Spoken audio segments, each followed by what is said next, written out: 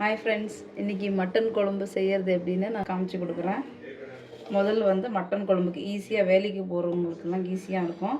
பாருங்கள், தேங்காய் எடுத்திருக்கேன். தேங்காய் வந்து 3/4 மூடி எடுத்திருக்கேன். தக்காளி, வெங்காயம், பூண்டு, இஞ்சி பூண்டுலாம் வந்து நம்ம அதிகமாக சேர்த்துக்கனாலும் உடம்புக்கு நல்லது.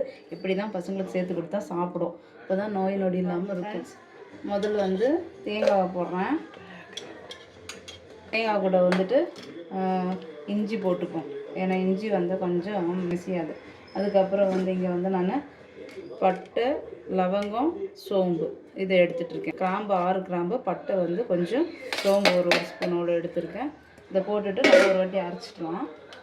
அரைச்சிட்டு நான் உங்களுக்கு காமிக்கிறேன்.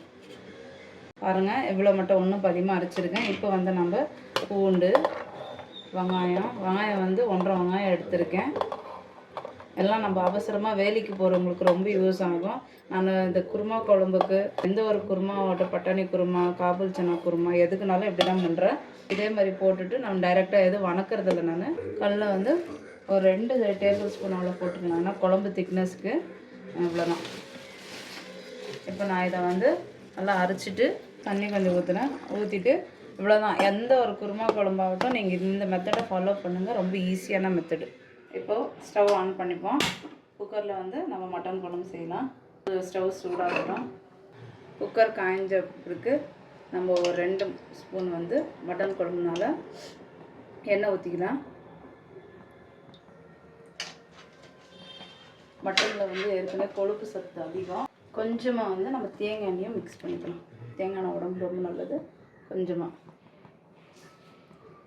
ஃப்ரெஷ்ஷான தேங்காய் எண்ணெய். ஆமாம், செக்கில் அரைச்சி தேங்காய் எண்ணெய் போதும். இவ்வளோ இருந்தால் மட்டன் குழம்பு. அதுக்கப்புறம் வெங்காயம் சேர்த்துக்கலாம். பொடியாக நறுக்கின வெங்காயம் நான் பெரும்பாலும் சேர்க்கறதுக்கு அப்படியே கூட பண்ணிவிடுவேன். வெங்காயம் வந்து இன்றைக்கி பிடிச்சிட்டேன், அதனால போட்டுடுவேன். மட்டனோட ஸ்மெல்லு வராமல் இருக்கிறதுக்கு நம்ம வந்து கொஞ்சம் கருவேப்பிலை சேர்த்துக்கலாம். சேர்த்துட்டு நம்ம வந்து வணக்கிக்கலாம்.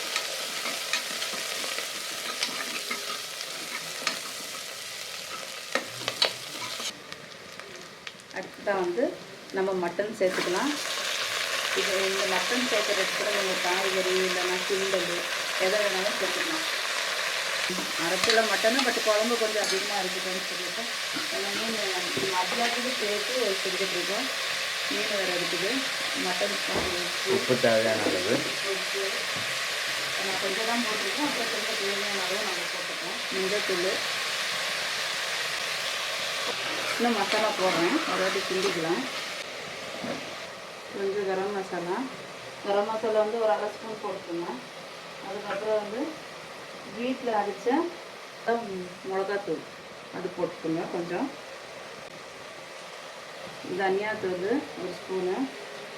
காரம் கொஞ்சம் கூடுதலாக இருக்குது. கொஞ்சம் மிளகாத்தூள்.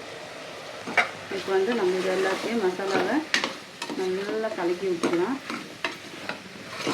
நல்லா கலக்கிட்டு மசாலா போட போட வாசனை வருது.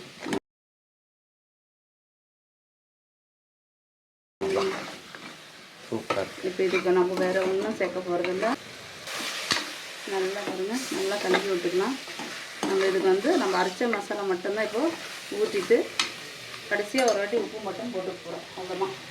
இது ஒன்றும் இல்லை. ஈஸியான சிம்பிளான மட்டன் குழம்பு, குருமா குழம்பு எதுனாலும் நீங்கள் இந்த மெத்தடில் செஞ்சு பாருங்கள். டேஸ்ட்டு நல்லாயிருக்கும். இப்போ நான் வந்து அரைச்ச மசாலா ஊற்றுறேன்.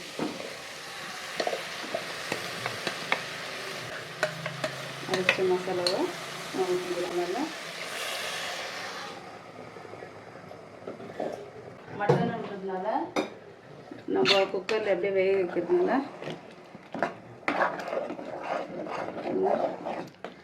வைக்கிறதுனால நம்ம வந்து நல்லா தண்ணி விட்டு குக்கரை மூடுவோம். அப்போ கறியும் நல்லா வெந்துடும். பாருங்க, இந்த அளவுக்கு திக்னஸ் இருக்கும்போது நம்ம வேகத்துக்கு தேவையான தண்ணி ஊற்றிக்கிறோம். குழம்பு திக்னஸ் வரும். ப்ளஸ்ஸு நம்ம நல்லா 5 6 இல்லை 2 சொம்பு தண்ணி.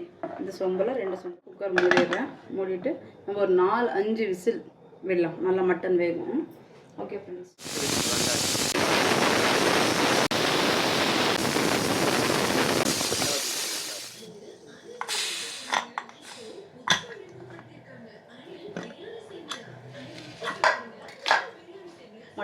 குழம்பு ரெடி. சுட சுட மட்டன் குழம்பு.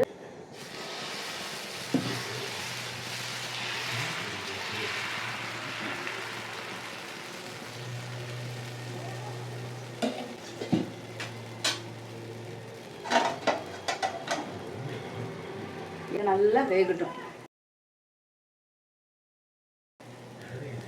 பாருங்க, நல்லா வெந்த பிறகு தோசை அதுவே ஆட்டோமேட்டிக்காக பாருங்க எலும்புது. நம்மளுக்கு கரண்டியோட யூஸே இல்லை. பாருங்க ஆயிடுச்சு. பாருங்க வெந்த பிறகு அதுவே எலும்புது. பாருங்க இங்கே பாருங்க எப்படி தானாக எலும்புது, இப்படி தானாக எலும்புது. நம்ம ஒன்றும் பண்ணுற வேலையே இல்லை. இப்போ எல்லாமே ஃபுல்லாகவே நல்லாவே ரோஸ்ட் ஆகிருக்கும். பாருங்க நல்லா வெந்துடுச்சு மாவு.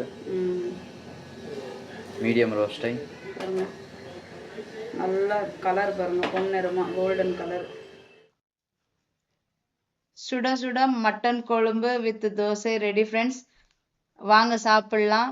கண்டிப்பாக வீட்டில் ட்ரை பண்ணி பாருங்கள். இதோட ரிவ்யூஸ் வந்து கமெண்ட் பண்ணுங்கள். எங்கள் சேனலை மறக்காமல் லைக் பண்ணுங்கள், ஷேர் பண்ணுங்கள், கமெண்ட் பண்ணுங்கள், சப்ஸ்கிரைப் பண்ணுங்கள். Thank you friends.